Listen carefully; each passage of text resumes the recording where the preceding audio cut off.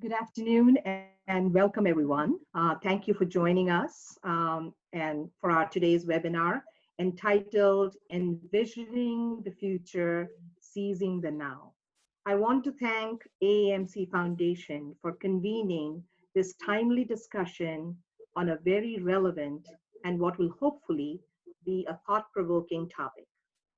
I'm Paula Gangopadhyay, Deputy Director in the Office of Museum Services at the Institute of Museum and Library Services, or IMLS. IMLS, as many of you know, is the primary source of federal funding for the nation's 120,000 plus libraries and 30,000 plus museums. I have the distinct pleasure of moderating today's webinar with a pool of wonderful speakers who I'm sure will provide some dynamic thoughts and insights on the topic today. Welcome, Lauren Shadford, Executive Director, Voices in Contemporary Art, Emil Kang, Program Director, Arts and Cultural Heritage, the Andrew W. Mellon Foundation, Pauline Willis, Director, American Federation for the Arts. Unfortunately, Maureen Bray is not able to join us today as she's dealing with a family emergency. We are sharing a link to the ADAA Economic Impact Study she was planning to discuss with all of you in this chat. The format of today's webinar will be 45 minutes for discussion. I encourage everyone to submit their questions using the Q&A at any point. You can start, as the program is sort of proceeding, which we will address as time allows during the last 15 minutes. A recording of this webinar will be made available to all participants and will be posted on the AAMC website. I didn't want to keep this till the last. AAMC colleagues requested that I introduce myself briefly.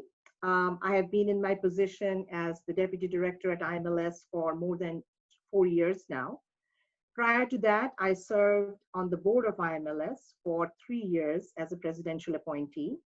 In my current role, I work with my colleagues on policy and strategic issues related to our agency's goals for libraries and museums across the USA, and specifically offer leadership and direction for the museum portfolio of our agency, which is about 38.7 million annually. My professional career prior to joining IMLS has been in museums, nonprofits, arts councils, small, medium, large, very large. Most recently, I worked as the Chief Learning Officer at the Henry Ford in Dearborn, Michigan. A shout out to all the attendees. I have been in curatorial roles myself and have worked very closely with curator colleagues throughout my entire career. So I want to give a big thanks to all those who are attending the webinar today. I have a lot of respect for the work that you do. So let's begin with the context for today's conversation. Who knew the year 2020 will be written in history for a pandemic which has abruptly disrupted our professional, personal, and social lives as never before? We have been through major natural disasters, wars, economic recession, and other crises, but nothing like this situation, which is making us take a deep pause and totally rethink. Today's situation for museum and cultural sector is not only calling us to be resilient, it's demanding that we recalibrate what we do and how we do our work. And lastly, how we recommit ourselves as individuals and as organizations with a new mindset, a mindset that is adaptive and nimble so that we can ride the wave and sustain the important work we do in our communities and for our communities now, and as we move forward into the near and the far future. As we investigate core themes today, focusing on the big picture issues of our community, I hope that all of us will bear the lens of introspection and think about different ways of bringing what's being discussed to actualization. Together, we'll look at ways varying sectors are addressing pain points, shifting their personal work, collaborating in their own sectors and with others, and envisioning a future that creates a better arts community. Let's move to the dialogue part with our speakers now. I would like to invite each speaker to introduce themselves very briefly and then answer the first question that we have for all of you. We request the audience to visit artcurators.org for the full speaker bios. So let me begin with the first question. And Emil, if you want to take this first question, that'll be fantastic. What are the specific pain points for your sector right now? What are you doing in the immediate as well as long term within your sector? Hello, everyone. Thank you, Paula. Firstly, my name is Emil Kang, Program Director at Mellon, and I'm grateful and honored to be part of this conversation today. As many of you in the museum field know, I'm new to my job. It's been 8 months now, and it certainly feels a lot longer than that, I think, in light of reality and what's happening right now. I'm speaking to you from Chapel Hill, North Carolina, where my family lives, and I've decamped back to here in light of the crisis. I think the questions, Paula, that you're asking are really can't be fully addressed in the short time that we have, because certainly they are manifold, and they are very deep and challenging across the sector, and of course hits the sector in so many different ways. So I'm going to just try to be a bit 30,000 feet, at least for a little bit, and then may try to get into it a little bit more. And if I'm going on too long, you can feel free to cut me off or anything you'd like. And just trying to make sure that I set the stage properly. I'll also just say that for those of you in the museum world who don't know yet, we recently just announced the appointment of Deborah Cullen Morales as our new program officer, and I'm sure she'll be looking forward to talking with all of you. And she's been in the job for 2 weeks, and I apologize to her for the incredible work that she's been having to do also over the last couple of weeks, but we're so excited that Deborah has joined our team as well. As a funder, of course, we sit and we recognize that we sit in a privileged position, and it's a privilege that we are grateful for every day, certainly, but we also see our work more crucial than ever. I think over the first few weeks of the crisis, we witnessed a great evolution of response in the sector. But overall, I would say that we are concerned with two primary things. One is how the sector will forever be changed after what SMU Data Arts and TRG recently reported to be a nearly $6.8 billion net negative impact on arts and culture organizations. What they say is a deficit equal to about 26% of the total expenses. And even beyond our borders, I think it was UNESCO and ICOM that reported that nearly 13% of museums around the world may never reopen. So I think that's a really big question, and we are concerned about that very, very fundamental challenge about how the sector will change going forward. There's no question, of course, that the financial impact is so great and so deep. The second is that we are concerned about how many artists, and for that matter, all cultural workers, including curators, especially those that are dependent on the gig economy, will survive this. Americans for the Arts data show that nearly 2/3 of these workers have become unemployed.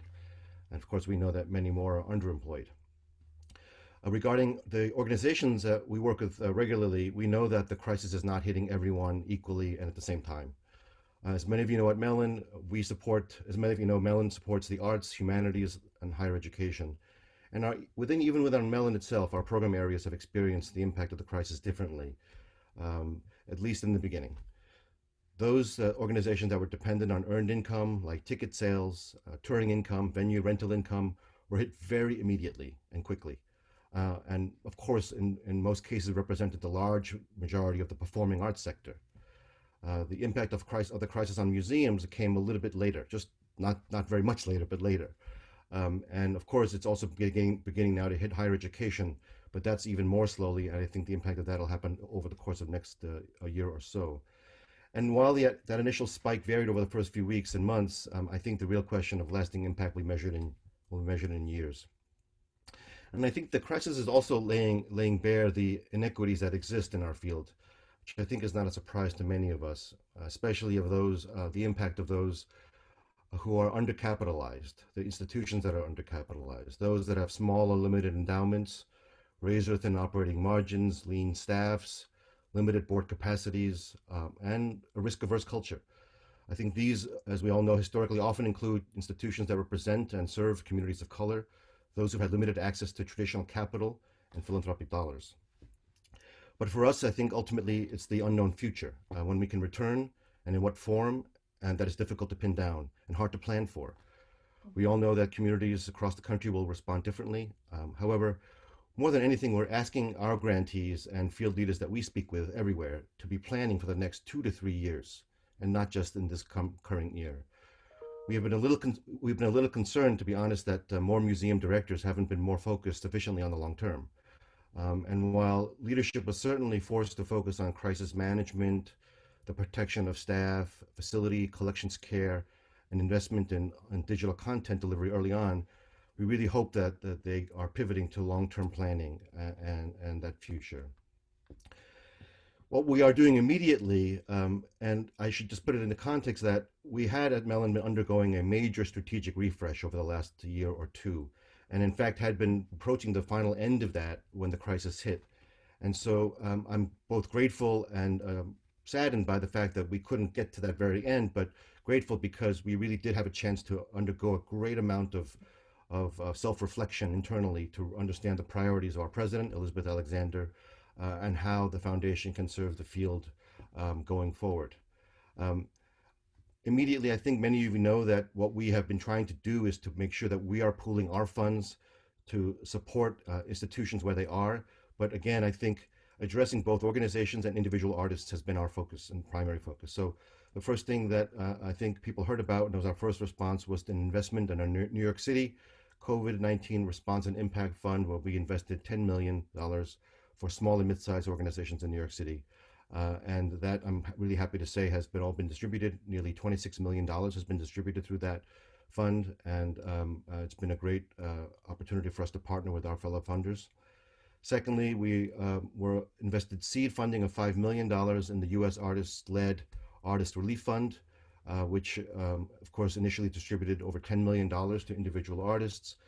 And these were $5,000 grants, and certainly you can only go so far with that because these grants were meant to be large enough to support them, and 750 artists so far to date have been supported with these grants.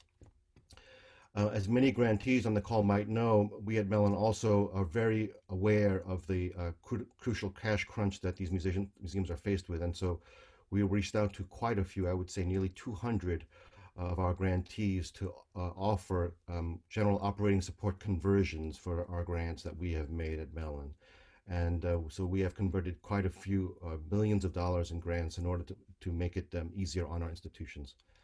And then lastly, immediately, we increased the total pool funds available for zero interest loans to our current grantees under $15 million budgets, because we know that again, access to capital is really important to help get through this period.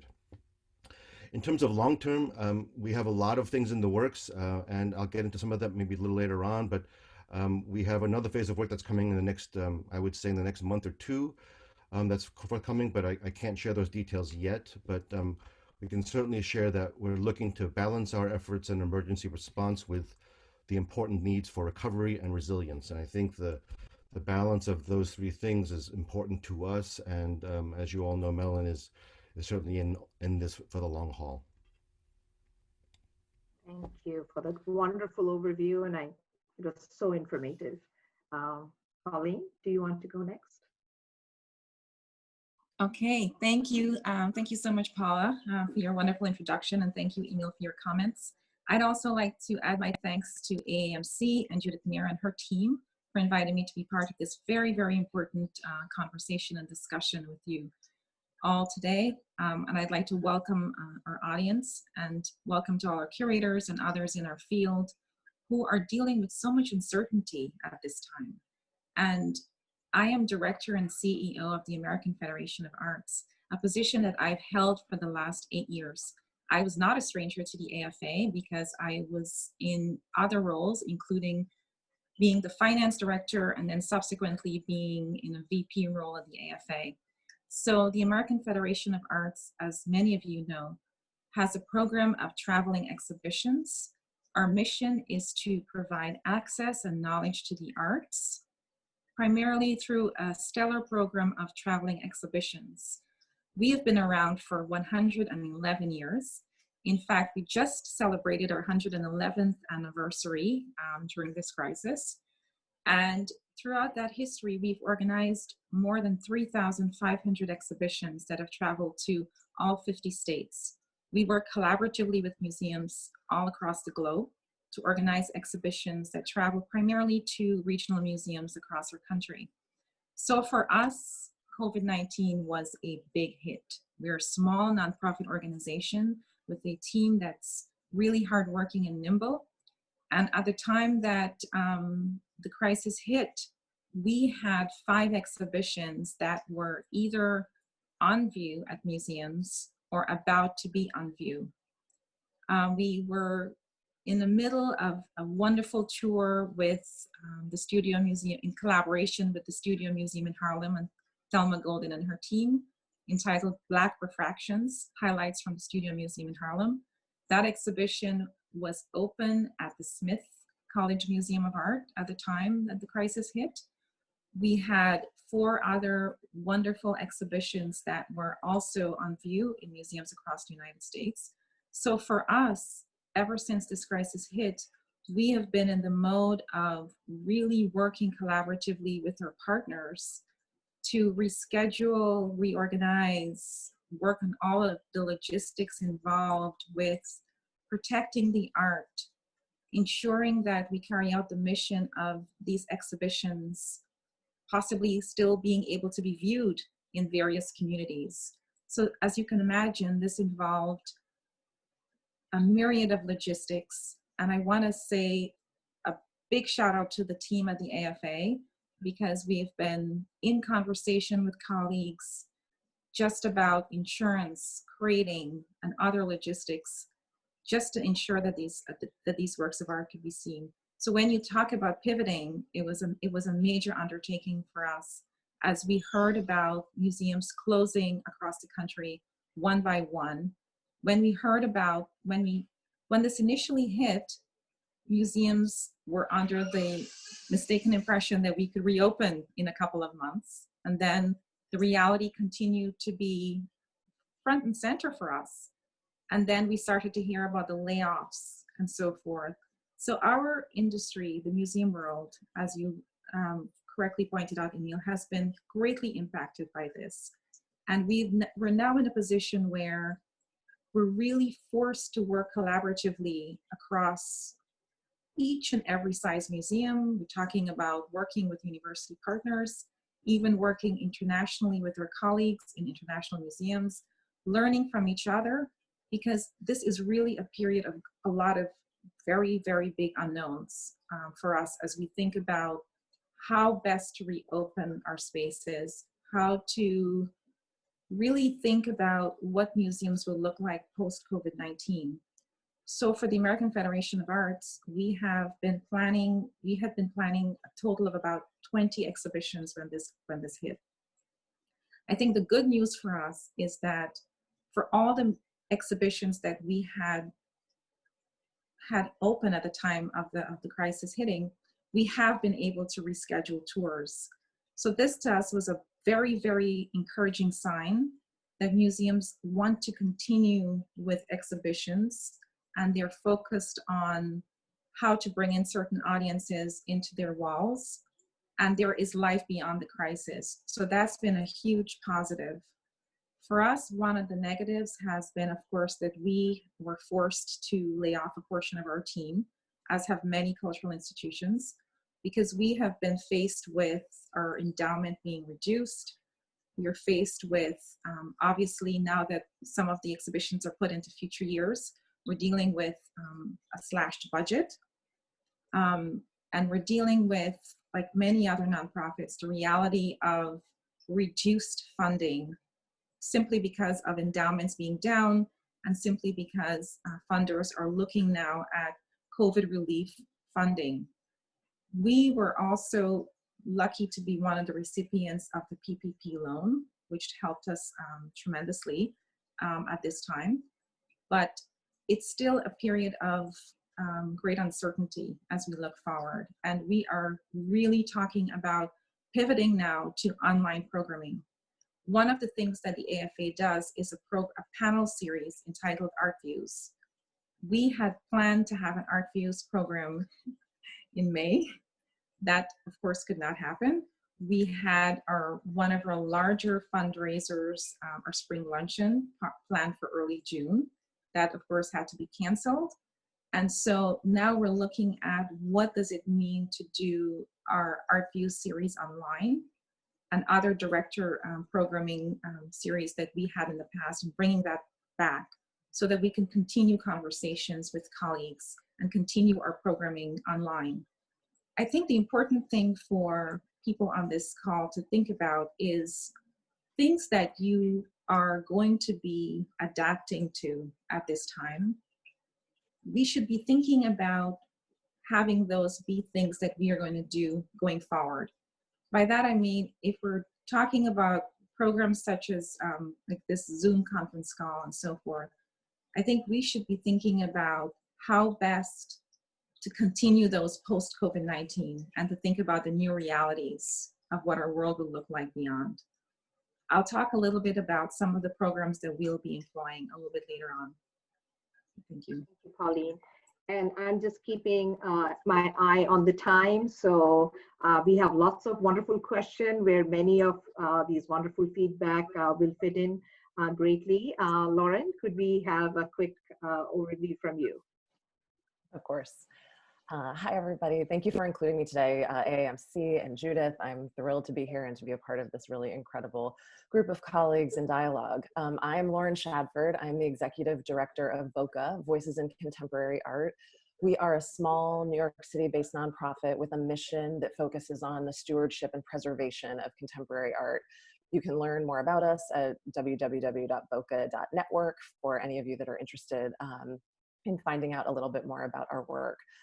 Like many organizations, and especially nonprofit organizations, we had a pain point of quickly recalibrating our spring programming, which essentially was postponing everything. And at the time, not knowing what the time frame was that we were dealing with, it was just an indefinite postponement.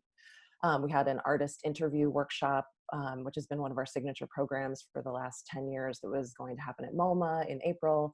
And after months of work reviewing applications and accepting 30 participants, we had to postpone that. Hopefully we can still do it. We had an artist talk scheduled in Boston for June that was part of a long-term series focusing on Boston area contemporary artists, and we had to postpone that as well. And these are examples of sort of those near-term, short-term pain points of just figuring out how to manage through this crisis. So while we navigated through those short-term issues, we are incredibly fortunate to feel somewhat secure in our long-term future. We are a small organization with an incredible group of volunteer leaders in our board and program committee members that really work deeply on all of our programming. And what's interesting about that is that that's not, they're volunteer leaders. They're not paid for their work. So they are so committed to what we do that their work continues even while the financial reality of what's going on globally and in our sector continues to be so uncertain. So while we're not worried about surviving right now, which I just want to say I'm keenly aware is a luxury that many nonprofits don't have at this moment, I have found myself in preparing for this talk and just thinking about what's been going on over the last few months, I've really been finding myself taking this time as a little bit of a breather and a little bit of a pause to think more about what VoCA could look like in the future. What changes do we need to make? What changes do we want to make? What's going to allow us to continue to be a small, strong, impactful nonprofit in the art world in this new landscape that will emerge in the next year? And I think one of the pain points that I really keep coming around to is not knowing what that landscape will be.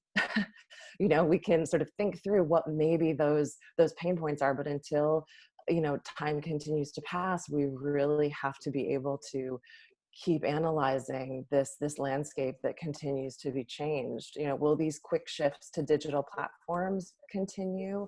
Will our colleagues that we lovingly refer to as the VoCA network, will they want to be with us in person? You know, we pride ourselves on fostering intergenerational, interdisciplinary relationships with contemporary arts professionals. And I am really trying to figure out how we can continue to build those relationships when we're all tucked away in our homes. So these are some of the pain points that I am currently contemplating, and I look forward to speaking more as this conversation evolves. Thank you. Wow. Great insights, and so realistic of what everyone is facing. So as many of you mentioned, change is difficult. And as humans, we like to be in our comfort zone. If anyone questions the status quo, we feel sometimes threatened if we are being asked to give up our powers. And all of this is very natural. But the current situation, as you all pointed out, is really demanding that we become open and welcoming to new ideas as never before.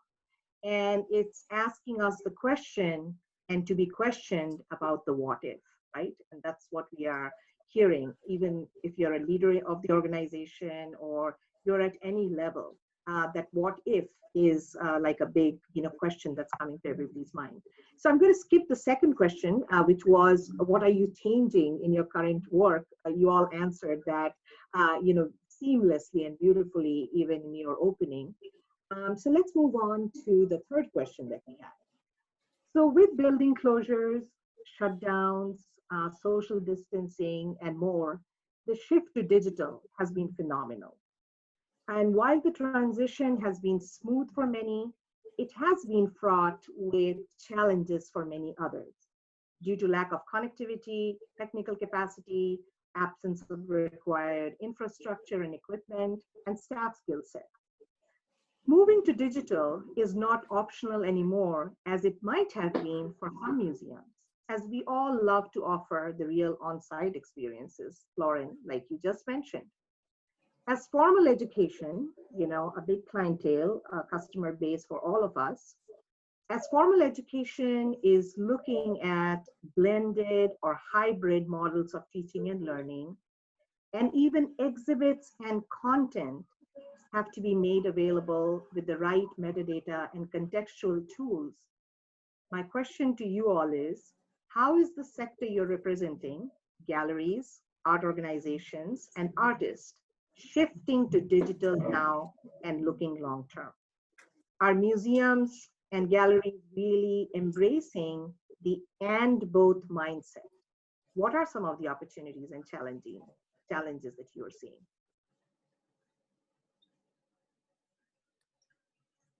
Emil, you want to go? Sure. Well, certainly we see some of these strategies across the board, across the entire sector, not just in the art sector, but also in the performing arts sector and elsewhere.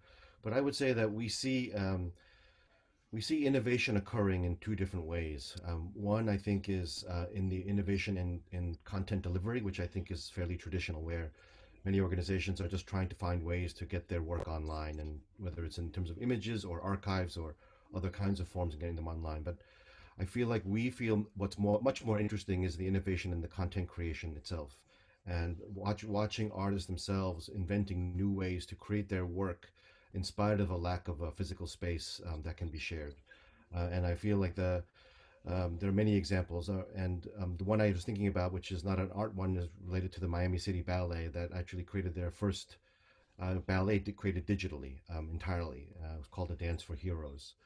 But I'll even also say that content that was created for one purpose might also shift to be another. So thinking about at the Isabella Stewart Gardner Museum, the Sargent exhibition they've had, of course, they have, as an artist in residence, the incredible singer Helga Davis, and she's made a film on finding Thomas McKellar that went along with the Sargent exhibition, and that film has now become the thing that the Gardner is able to show the community through their work online. So I think there are just these different ways to be able to showcase content, but I feel very strongly that it is the successful ones are where the artists are front and center. I think Can you hear me? Yeah, I think that, Paula, this is a big question. And I feel like our field, museum world, I would venture to say that we were a little behind where it comes to technology and the digital world. If we look at our colleagues in the even in the performing arts world, and even in the corporate world, they were leaps and bounds ahead of museums and our industry in general.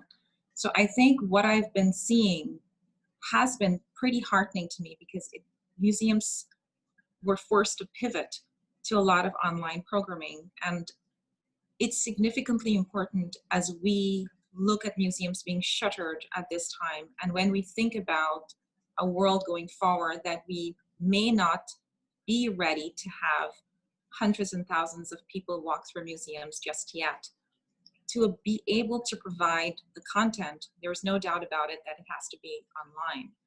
And you know, I was saying to a friend the other day that I was able to see the Vienna Voice Choir online, because all performing arts organizations and other museums and so forth internationally are now putting their programs out online, which has made our world suddenly seem much smaller. So I think that's the positive.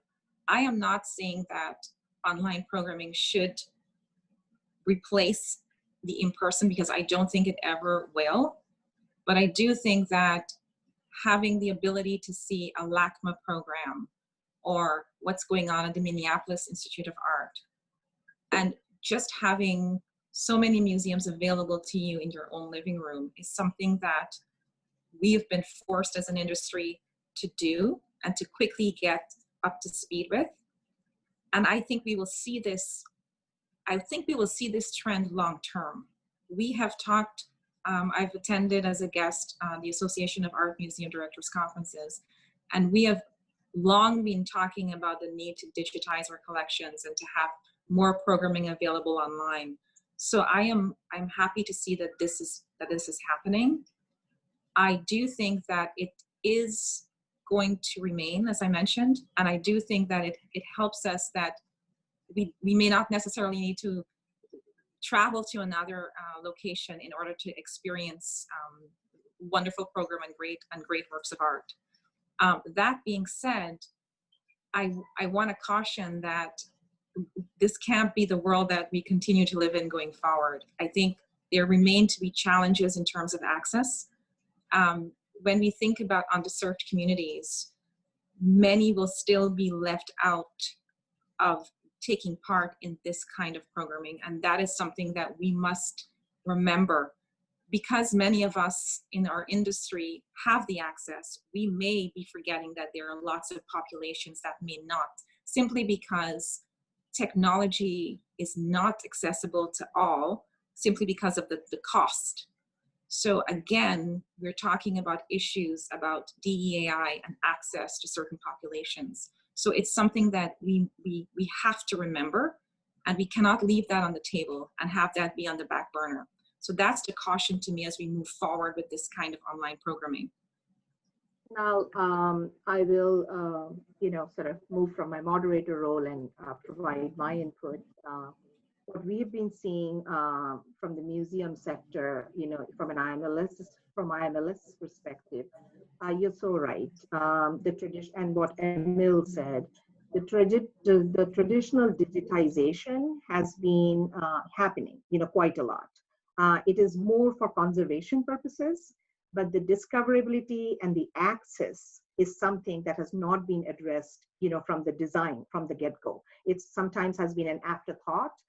We did an analysis, an internal scan analysis of what we have funded for the last, couple of years, and found that the bulk was digitization. But now we are trying to nudge the field to say, look at shared platforms, look at some of the other, and the good news is that the CARES Act funding that IMLS received from the Congress is totally focused, Pauline, on what you're saying is it's about digital inclusion.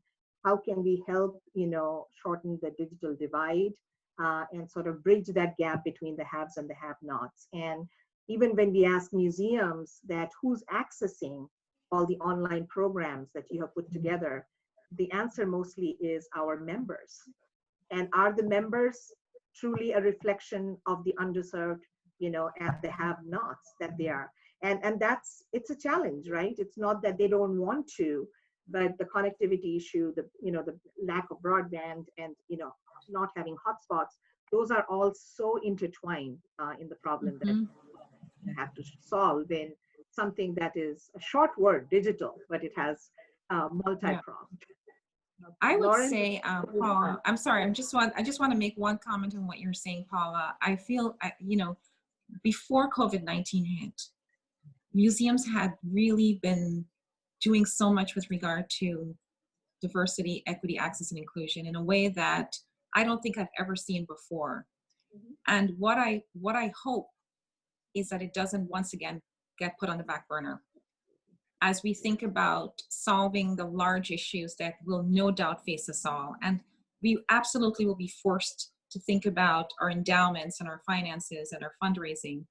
But I just want to caution us not to forget about the goals that we set in this area, and about sort of not leaving certain populations behind as we think about our programming, our staffing, our structures, etc.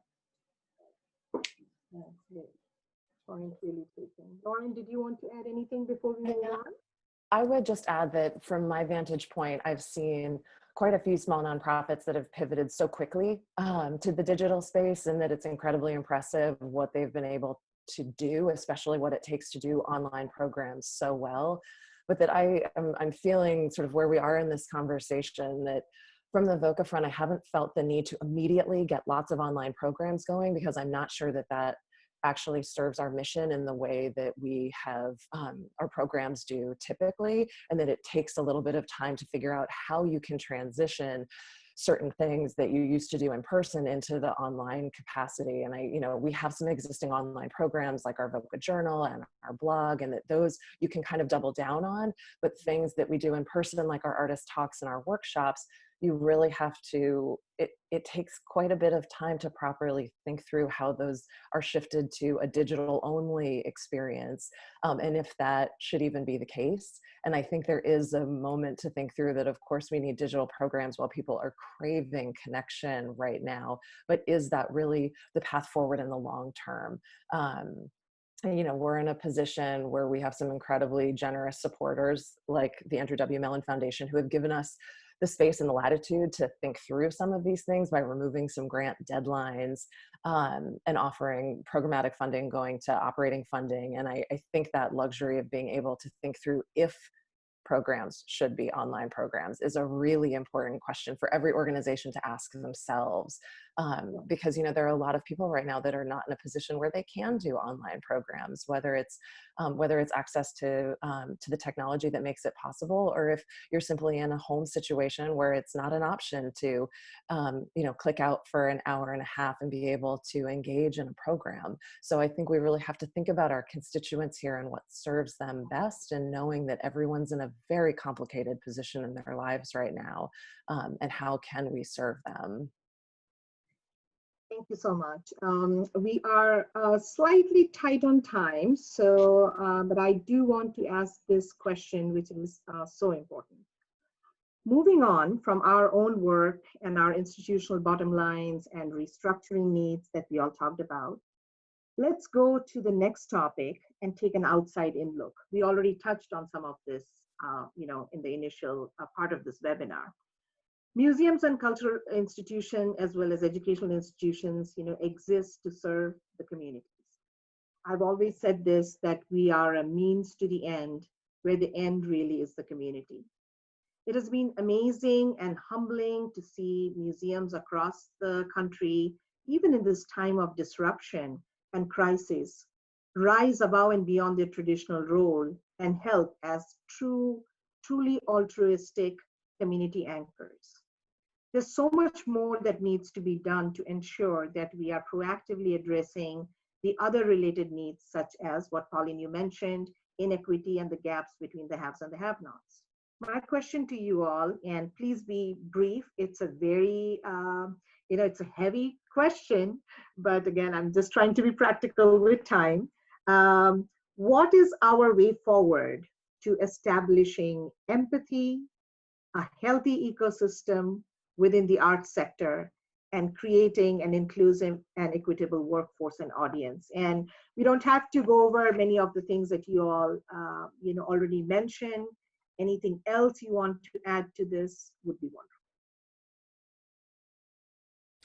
wonderful. Thank you, Paula. I guess the system has been for me to go first.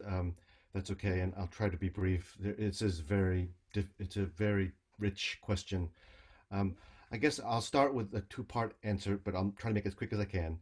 I think the answers lie beyond the walls of the museums, and I feel like many museums have made progress and strides trying to make sure that they're not talking in their own physical echo chambers.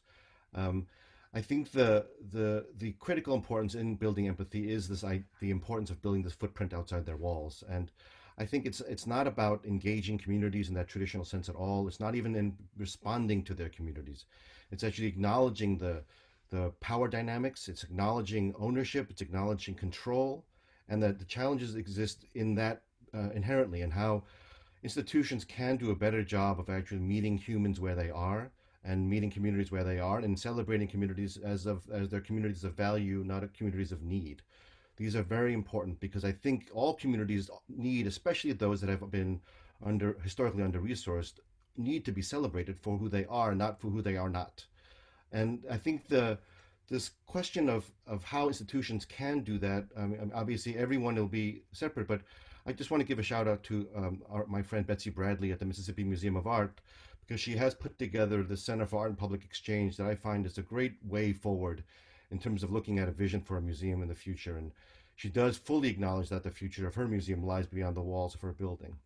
And the last thing I'll just say in that front is that I think this power dynamic I mentioned also relates to our own revenue models, our governance models, and all those other challenges that in many cases reinforces the power dynamics that I've mentioned. And I think the transactional paradigm of memberships and selling tickets also is a real challenge, because I think it's hard enough to make those goals every year, let alone try to change those models. And yet I believe working with the communities at large to be able to give them a voice in what happens at the museums is really going to be part of the answer. And I'll just end by saying that I feel like there are friends of ours across the country, including the Center for Cultural Innovation. I'm going to shout out to Angie Kim, who are doing a lot of work in this space. They're doing something that's called the Ambitious Initiative, funding an artist co-op model that empowers artists to be paid for process as opposed to just for final product. I think that also figures into this in terms of valuing artists for who they are as human beings and not just their work. Quickly, Pauline and Lauren, please keep it short. I will be very brief, Paula, but as I said in my previous comments, I have been heartened by the work that we've done as a field in the last few years to solve the problem.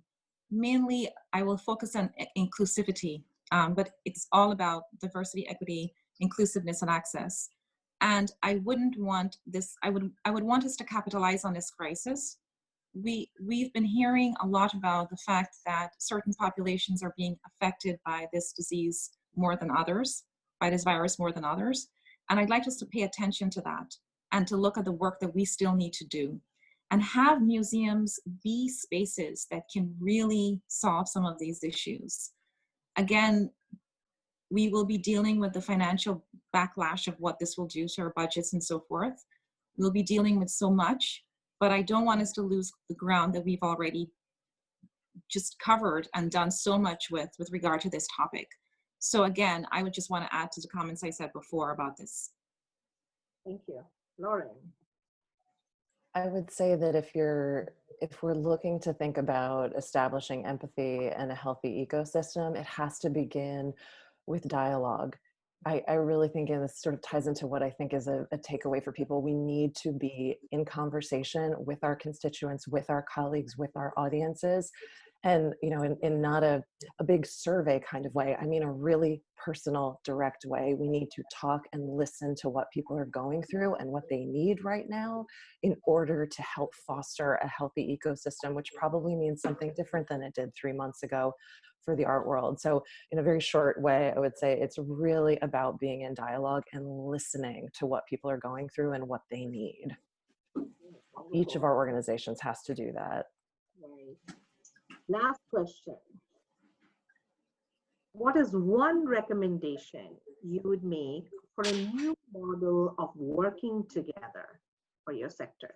One radical idea, working together, collaboration.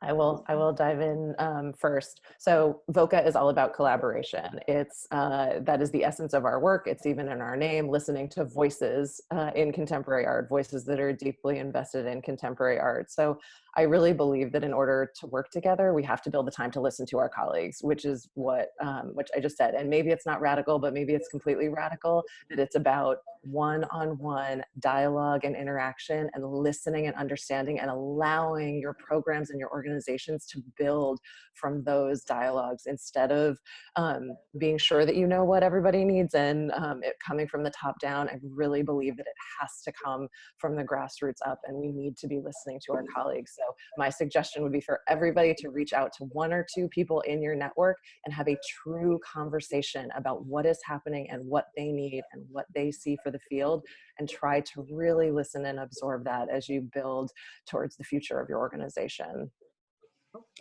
I don't know if my thought is radical, but I would say, and I think Emil focused on this before, listen to the artist in the communities that we serve and have them guide us.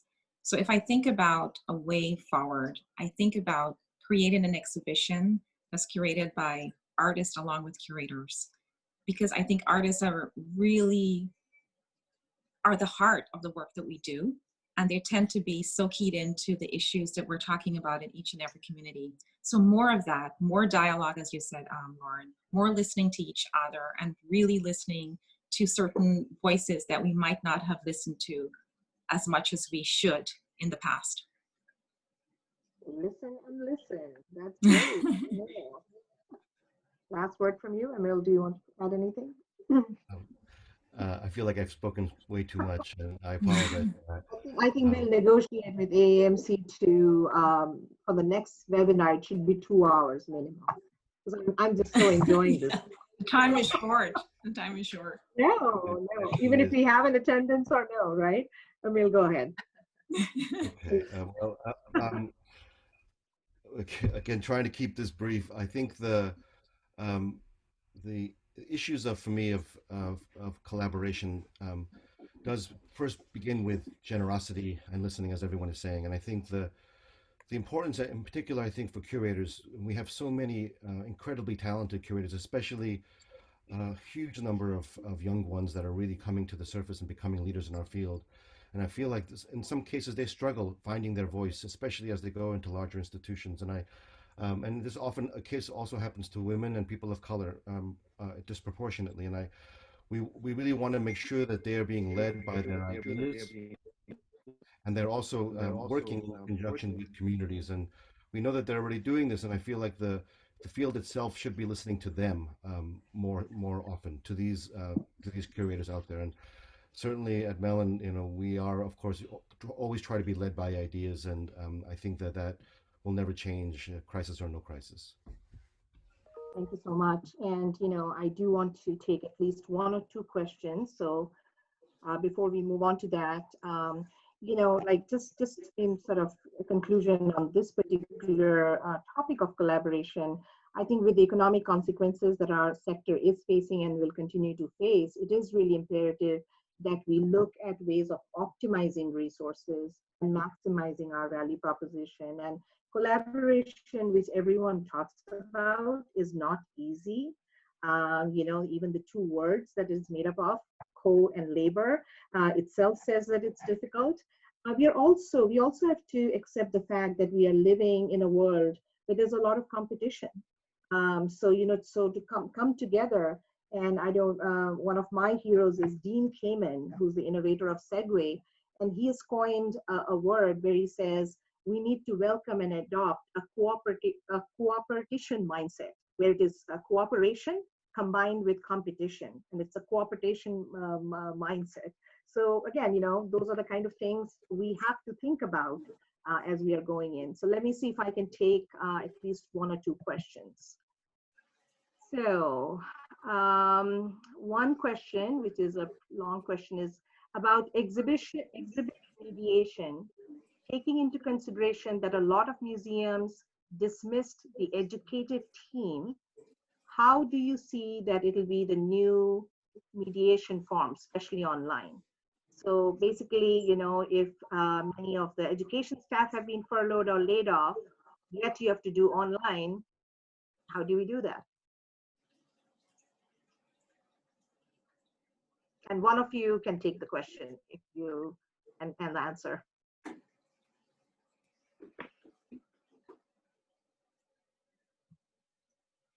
Is there a technical issue? I can't hear anyone.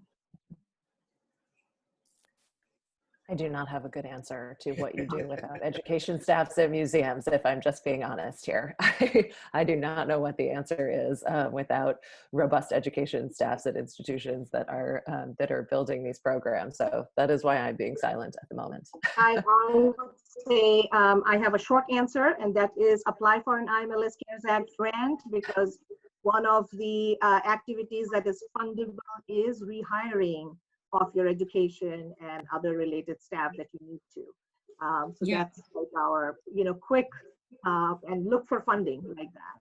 Yeah, I mean, that's the thing. I feel very similarly. I paused on that question because educators are so key to the work that we do. And the only thing I could think of is that it is my hope that the staff would be able to come back to museums as things settle down a bit more. But I do think that there is a critical role for educators. So I think this it's hard to imagine that role won't be present going forward in museums. So that, yeah. I'll take the next question, which is a wonderful question. Long term, I feel institutions need to get caught up with digital offerings, etc. I'm most keen to see what you think about institutional responses to public art in the long term. The outdoors is the only safe gallery space right now, but is that too much of a pivot? Great question. I'll just jump in. I don't think it's too much of a pivot at all. In fact, I would say that it's a really easy way for museums to demonstrate their impact while their doors are closed.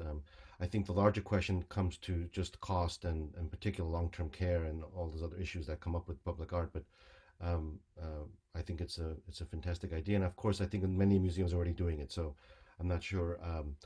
For those I think who are new to that area, I think it's another good way, especially as they go into to spaces beyond their own campuses. Wonderful. And Emil, we have a question which I'm going to take the liberty of turning into a request to the Mellon Foundation.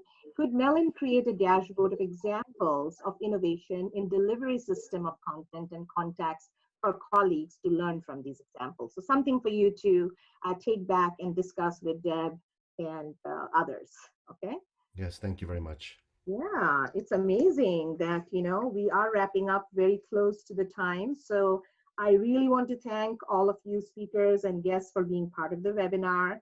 Thank It you. was great to hear what you all are doing, but also what we need to think and do as a collective whole. I already mentioned about the IMLS CARES Act, but just remember that we are in this together and we will come out of it. The other day, I just came across a quote, and as I was preparing my talking points today, I thought that I want to share this quote because it will really help wrap up the discussion really well. And the quote goes like this. It says, "Ego says, once everything falls in place, I'll find peace." I'll repeat again. Ego says, once everything falls into place, I'll find peace. Spirit says, find peace and everything will fall into place. So I feel that what we need during this time is the resilient can-do spirit, and we will be able to come out of this. So thank you all. You know, stay safe, stay well, keep believing in the work that you're doing because it's really important. Enjoy the long weekend and the rest of the summer. Thank you so much. Thank you so much, Paula. Great Thank job. you. Thank you. Thanks, everybody. Thank you. Thank you. Bye-bye. Bye-bye.